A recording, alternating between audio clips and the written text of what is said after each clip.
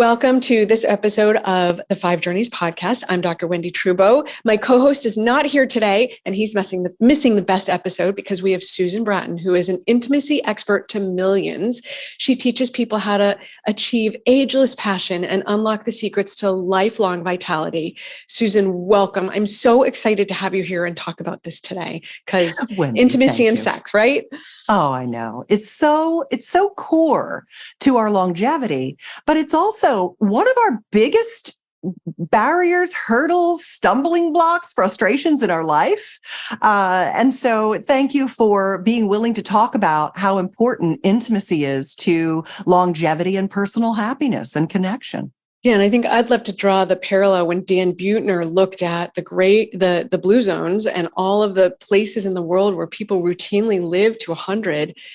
He didn't call it intimacy, he called it community. But to me, there's a bridge between feeling disconnected and not being long-lived, right? Because if you're really an island and not connected to people, especially your most important relationships. And so I think for a lot of people, intimacy might feel out of reach, whether they're in or out of a coupled relationship. So the first thing I would want to explore is what is it that has us be so disconnected, and how do we get back into intimacy? Yeah.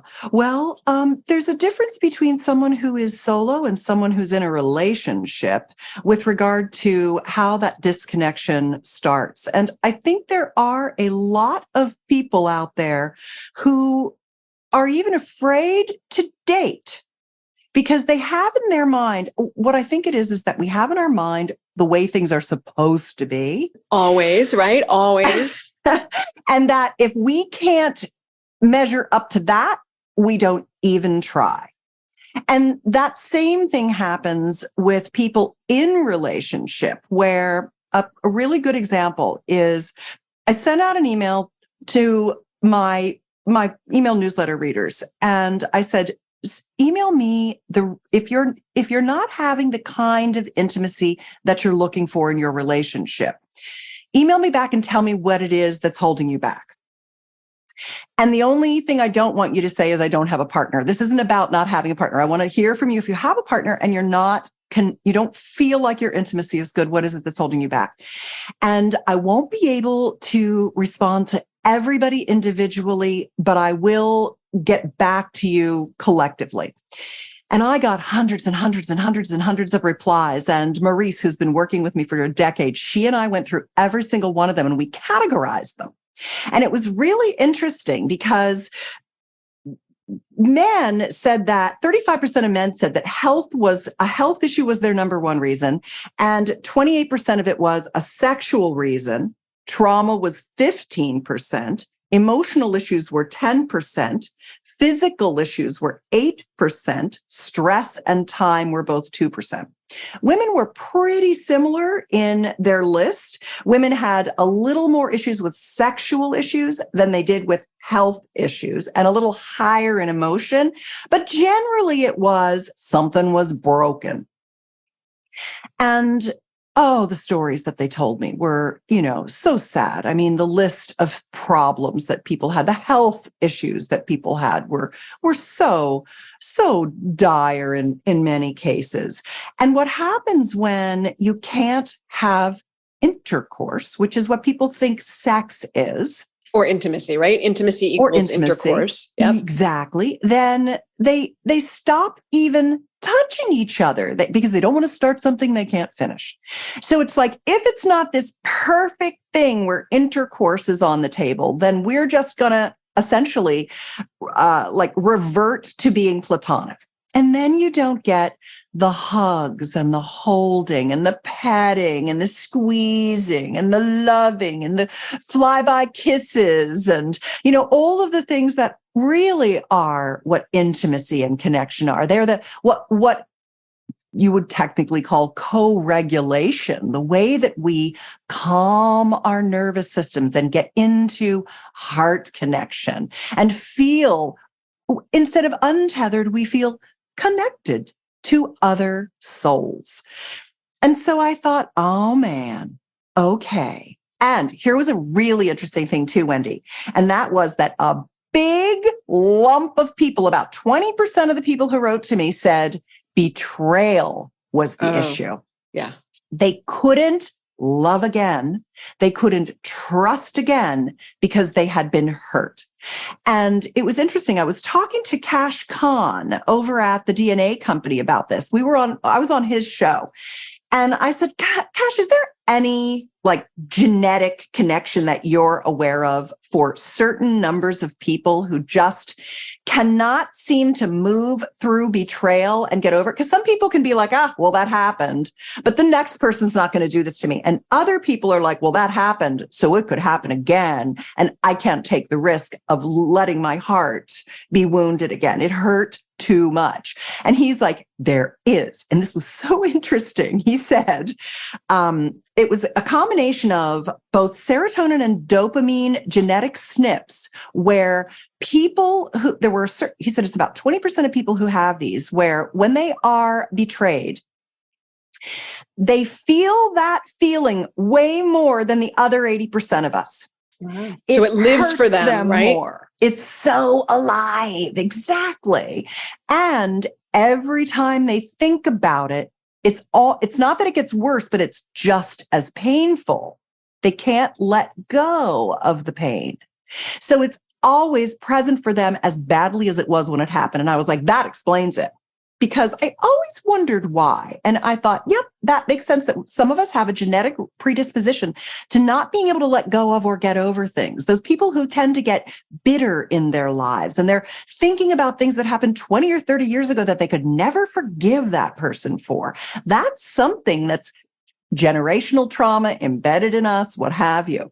And I thought, okay, I'm not equipped to help those people. I teach passionate lovemaking techniques, but I can help the people for whom they just felt like if you can't do the big ask, you can't do anything. It's kind of like black and white versus gray area. So let's get into the gray area. What can people do? I want to pause for a minute there, Susan, because one of the things that you're talking about, as you're talking, what I'm thinking about is that we don't often treat intimacy like it's something that we need to be intentional about. We treat intimacy like it's a natural thing. And if it's gone, then, that's too bad. But just as you're not going to be ripped unless you exercise, and even then you might not be ripped, intimacy requires participation and attention. So it's not an automatic thing that happens. So that's really been striking me as we were talking, is that in order to maintain, you do have to participate, generate, and show up and respond, right? If your partner dials it up and you shut them down, then they might not be as likely to dial it up next time. So taking responsibility for the ways in which you may have inhibited intimacy and then complete that, assuming you're not with the 20% of people who can never forgive you, but like, hey, I shut you down. I apologize. Let's try that again. There's spontaneous and responsive desire. And spontaneous desire is that lusty, horny feeling where you want to have sex. And responsive desire is, well, I'm not there yet, but I could get there if we take it slow. So that kind of goes with people who have been married for a long time, right? That the blush has worn off that rose, but if you still genuinely love, honor, and respect each other, there's a possibility for rekindling intimacy. So what do you say to people who say, well, God, we've been together for 35 years. What do you expect? Your response is there's possibility there. Of course, there's always possibility. As a matter of fact, it's never too late to have a renaissance in your intimate life. It's never too late to have the best sex of your life. I'm laughing though. We just have to take a little diversion down sort of rabbit hole, because when they've studied women's sex drive in particular, the best way to improve a woman's sex drive is not hormones, although that's not harmful. It's actually a new partner. And so if you're married, you're probably not going to get a new partner, but maybe you want to look at your partner with new eyes. Yeah, desire. Yeah, desire is an equation between trust and adventure, or novelty and variety plus safety equals desire. And the problem with long-term relationships is they've got all the safety and the trust, but none of the adventure or novelty. And that's why the new partner is fun, because there's no baggage and there's lots of novelty. Mm-hmm. That makes sense. Yeah. Right. That really does make sense. Yeah. But your sexuality is a part of your maturation, and these are learned skills. We get this idea that sex should come naturally. Well, procreation comes fairly naturally to the Homo sapien, right? We can figure out how to get slot A into tab B and make a baby, but that's not lovemaking and passion and satisfaction. That's just procreation. And so procreation comes fairly naturally, but passionate lovemaking, these are learned skills like any other thing, like learning about your genetics or learning about anything. It's, you have to learn intermittent fasting. You have to learn why that's good for you, right? Jeffrey Bland was talking about that on a recent episode. So sexual skills can be learned. I've been teaching them for a couple of decades. I teach people to do what I call transform having sex, which is that notion that intercourse is the thing you're doing and, it's for procreation only, into making love, satisfying, heart-connected, conscious lovemaking. This is the doingness conversation versus the beingness. So you're really talking about bringing people from a straight transactional interaction of having sex, meaning point A to point B, two people have an orgasm, hopefully, and then you're done, to an experience that may or may not include penetration, but that hopefully will include orgasms for both individuals or satisfaction. Let's put it that way. Okay. So can I say something about what you just said, Wendy? Sure. I really like that you had orgasm as an important discussion point in that conversation, because one of the things that I find with a lot of other sexperts is they say, hey, don't be orgasm focused. Don't be goal oriented. But I think that's kind of falderall, because if you consider that orgasms are learned skills, if you think about your sexuality as all being learned skills, you've heard probably about that notion, that concept that Dr. Lori Mintz talks about called the orgasm gap. Have you heard that? No. She did a TED talk on it. It's worth a watch.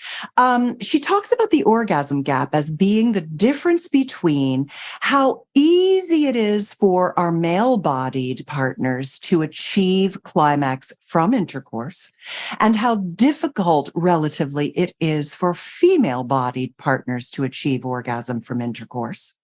And she calls it the orgasm gap, the difference between how easy it is for him and how hard it is for her.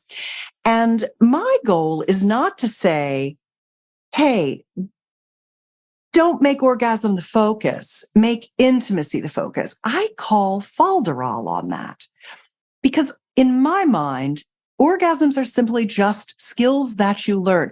The human body has the ability to have 20 different kinds of orgasms, both the male and female, XX and XY chromosome, Homo sapiens. We have incredible capacity for orgasmic pleasure, and each one is a learned skill. And so I like to say, working on crossing the gasm chasm, closing that orgasm gap, so that intercourse is a lovely part of sexuality. Yes, I want you to expand the playing field.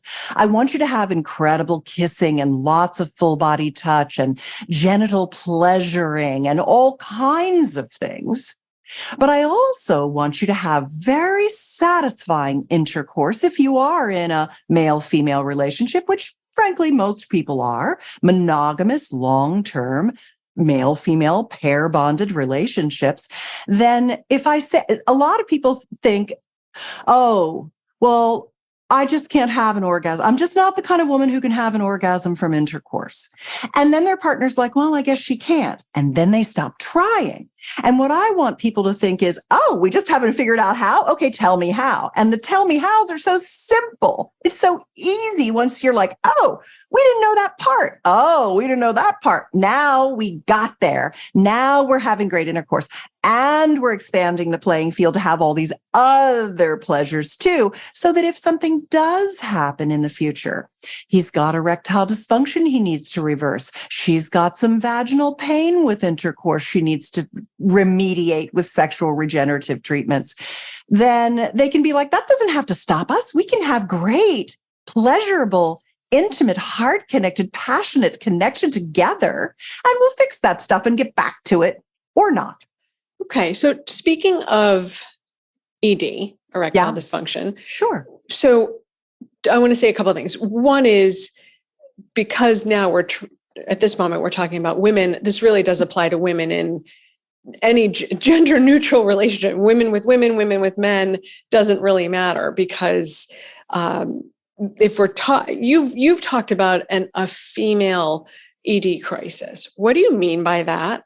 Yeah, you are so sharp and on top of things, Wendy. Thank you. Yes, women have as much erectile dysfunction as men. And it drives me crazy that men get all the attention about this and women don't. Women have it and they're like, I didn't even know I had it. Okay, so like at the basic bare bones concept of this, there is the idea that if you imagine a banana, I'm holding a banana up. It's pretty easy to imagine that is a penis.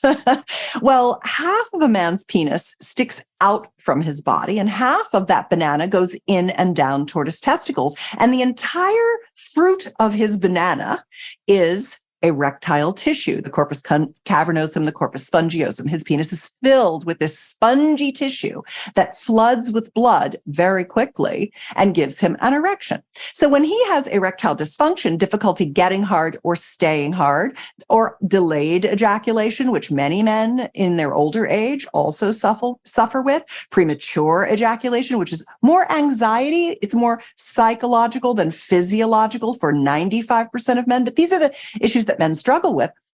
Well, now I take all the fruit in that banana and I turn it into a donut. And now it's a little circle of this delicious banana fruit, and I lift the skin of your vulva up and I put it right in there and put the skin over it. That's your erectile. It comes to a little point at the glands of the clitoris, but we literally have our vaginal canal wrapped in 3 erectile tissue systems. The clitoral, urethral, and perineal systems are completely inside our vulva. So we have an innie, he's got a half outie, but we have the same amount of fruit of erectile tissue.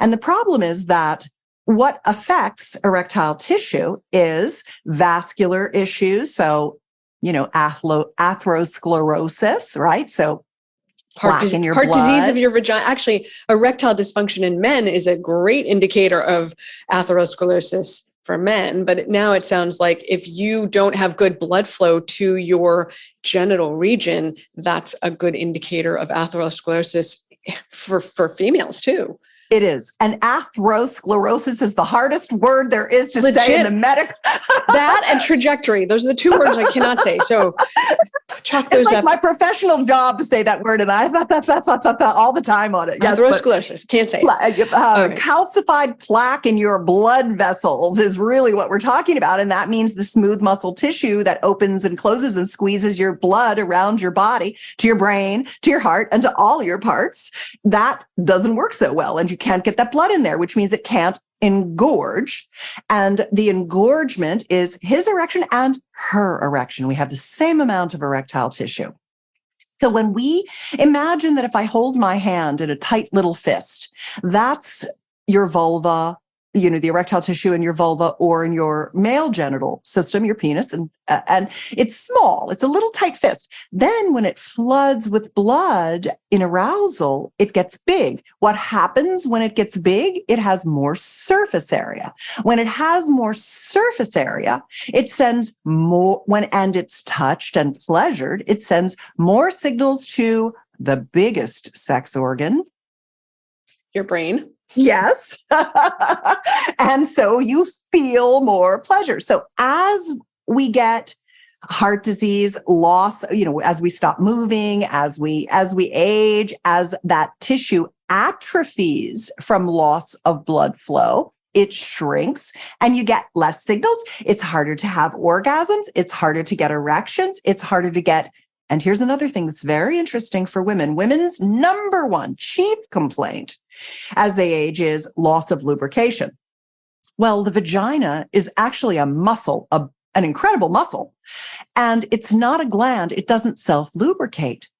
The way we lubricate our vagina is through the blood plasma seeping into the pelvic bowl and the fluid coming through the many layers of the vaginal mucosal lining to wet the lining. So if we can't get blood flow, not only do we not get erectile function, we don't get lubrication. So loss of lubrication, vaginal atrophy, the thinning of the tissue, all of this stuff, it's not just your hormones like you so eloquently said.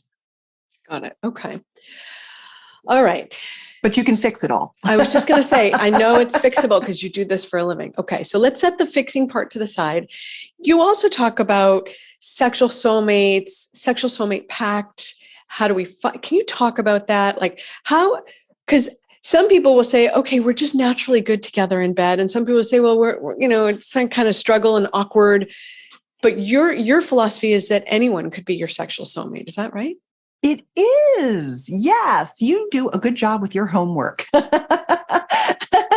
Helping people. One of the things that I've been doing, my emails have been open even before there were DMs, Wendy. Yeah. My DMs are also open now. And people just ask, I'm like kind of like the Dear Abby of sex. They pour their heart out to me, tell me their whole story, and I tell them how to solve the problem. And so I've been super lucky that way, where that's really what's enabled me to write 44 books and programs over the last couple decades, was just solving people's problems. I'm just a fixer. I'm a sex fixer. And when people would ask me to how to fix something, I would give them some ideas, and then they would come back to me. Okay, here's where we struggled. This worked. This didn't. And I'm always like 2 steps forward, 1 step back, 2 steps forward, one step back. That's how it goes. That's what progress looks like. So tell me what the 1 step back was, and let me see if I can fix that. And over the years, what I found is that there are 6 essentials to connected sex. And when you understand, and remember, you go into this thinking, okay, I don't really know how to make love. I've got to learn it. So what are the skills that I need to learn to be a good lover? One of my taglines I love is be a better lover, right? That's an aspirational. Some people want that. They want to be a better lover. A lot of people want to be a good lover. So what are those things? So I came up with basically, these are the kind of the fundamentals. The very first one is being present. Because of cultural shame, a lot of us check out in our lovemaking. We're not actually present and in the moment. This is what creates performance anxiety. This is what happens when we have body shame issues. This is what happens when we're estrogen dominant and we've got our mind on a million things.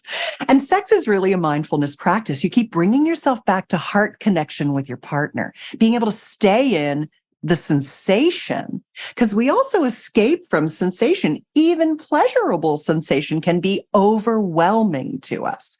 So presence being a fundamental practice is very important. The second one is, go ahead. Oh, I'm just thinking about that because, years ago, I wrote a blog, Are You Even on Your Own List? Because for so many of us, get out of bed and start taking care of others and running around and being demanded and pulled on. And especially for women who have younger children, or if you're caring for grandchildren, by the end of the day, you're done being demanded of. So even putting yourself on your own list can be difficult for self-care. So I'm just thinking about, first off, if the end of the day you're done, have morning intimacy instead of evening intimacy, like have it first. It's dessert. Eat it first. So okay. And tell me part 2. Second one that I think is also really important is something I call the sexual soulmate pact, like an agreement. And it's really the foundation of communication, which is that generally, and this is a gross generalization, and I recognize that, but it's generally, I don't know what I want. I just know what I'm getting isn't it. And I don't want to tell my partner what they're doing isn't great, because they'll feel attacked. They'll feel rejected. They'll feel like they take it as a failure. And I just don't even want to go there. So I just take what I can get. That's common. And so I teach people with the Sexual Soulmate Pact, which I give that away for free as well. It's at sexualsoulmatepact.com. It's a really good way to get on the same team together, understanding that we live in these animal bodies and they're different every day. How much sleep have we had? Did we eat some carbs or sugar? Are we stressed out, et cetera? Every day. And for women, especially, we're on this 28-day cycle. even after menopause. Just because our estrogen isn't producing doesn't mean we're not still running with the moon. We're still lunar. Do. Yeah. I mean, we are totally. lunar. Okay. What's part 3? Is that just sexual soulmate part 2, sexual right? soulmate pact is really the second one. The third one is this notion of embodied sexuality, which is just using all your senses.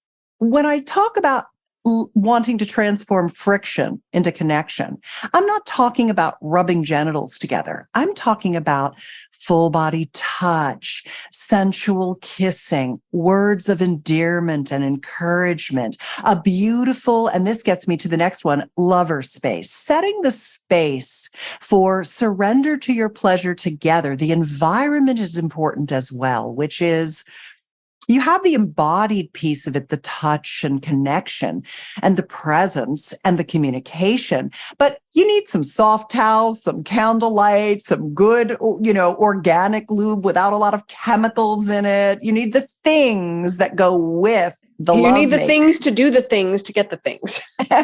Okay. Exactly. And then the other one is what I like to call erotic play dates. Yes, I teach people techniques and I teach them understanding anatomy and understanding the difference between the masculine and feminine sex drive, because they are different, because the male body is testosterone dominant, the female body is estrogen dominant. They make us have different behaviors. One's a more spontaneous, one's a more responsive desire, things like that.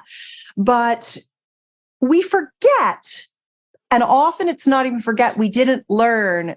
Again, going back to that thing that sex isn't just intercourse. Sex is this whole beautiful playing field of things that can be so much fun. Instead of thinking about having sex, I like to have people think about having erotic play dates where either you show up with, here's 4 or 5 things that might be fun. I created something called the Sex Life Bucket List. It's really fun. You might enjoy this as well with your partner.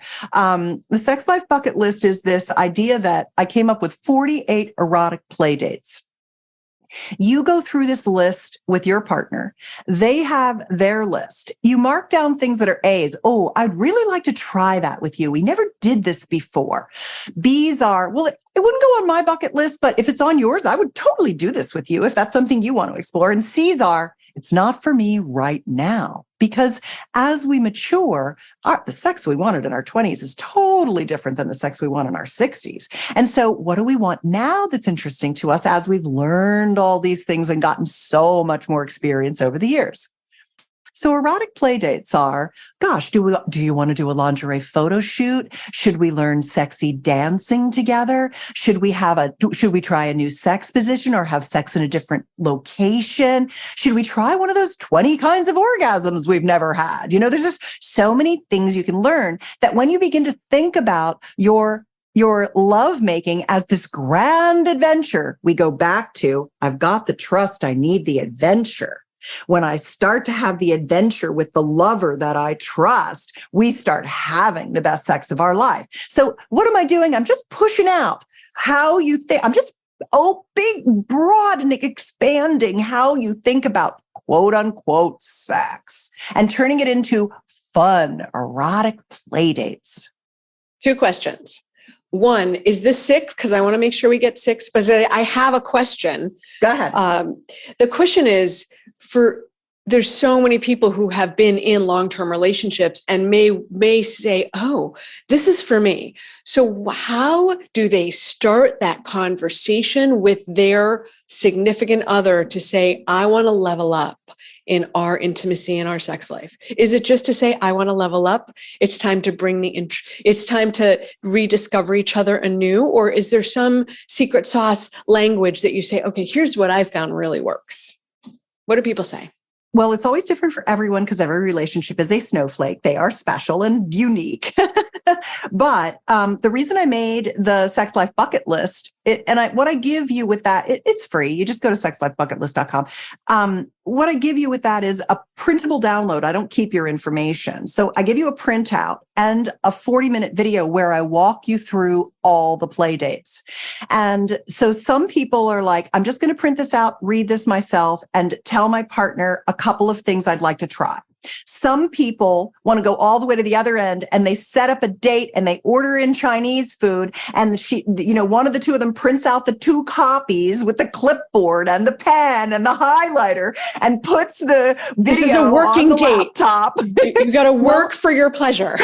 Well, I feel like it's the very first erotic play date of all the erotic play dates is figuring out what play date you want to have, right? Right. And so I basically did this kind of little mini workshop-y thing where I walk you through and make them all sound so much fun. It's like play date shopping, where you get to listen to me explain because a lot of people are like, I don't even know what that thing is. I never heard of it, And so I walk you through it. So you get to watch it together. You can pause anytime you want. You can talk about things. And then you come up with, I walk you through making your A, your B, or your C list. And then you have the opportunity to kind of merge your lists. And then you can say, okay, each time, now, a lot of people talk about scheduling sex, but that just sounds annoying, doesn't it? It's very transactional, right? That's a transactional interaction. Like, okay, we're going to do this at this time. That's like, I'm having a meeting and now I'm going to have sex. So that's very transactional. So I think all of what you're talking about is very antithetical to a transactional behavior. You're talking about bringing intimacy. Intimacy could or could not be sex, depending on where you land. So